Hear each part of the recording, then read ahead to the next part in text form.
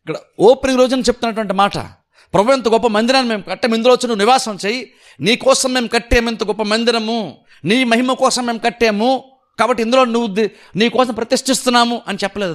ఇక్కడ సొలొమోను అలా మాట్లాడట్లేదు. సొలొమోను ఎంత ప్రత్యేకంగా ఆలోచిస్తున్నాడు, ఎందుకని సొలొమోను అలా ఆలోచిస్తున్నాడు. ఒక చర్చ్ ఓపెనింగ్ అప్పుడు సింహం తెలుసా, ప్రభు నీ మందిరం నీకు సరిపోదా అంటున్నాడు. చర్చ్ ఓపెనింగ్ అప్పుడు, ప్రభు నీ మహిమ కోసం ఇంత గొప్ప కట్టాం, ఇందులో నివాసం చేయి.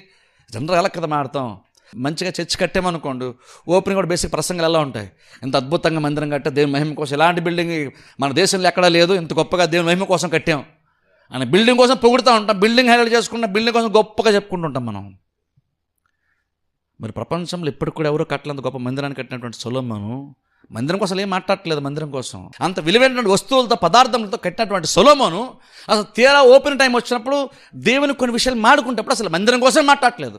ఎవరి కోసం మాట్లాడుతున్నాడు? దేవుని కోసం మాట్లాడుతున్నాడు. కట్టిన తర్వాత దానికి అర్థం విషయం ఏంటంటే, ఆకాశ మహాకాశాల్లోనే దేవుడు అసలు పట్టజాలడు అలా అసలు మందిరం ఏం సరిపోద్ది ఆయనకి.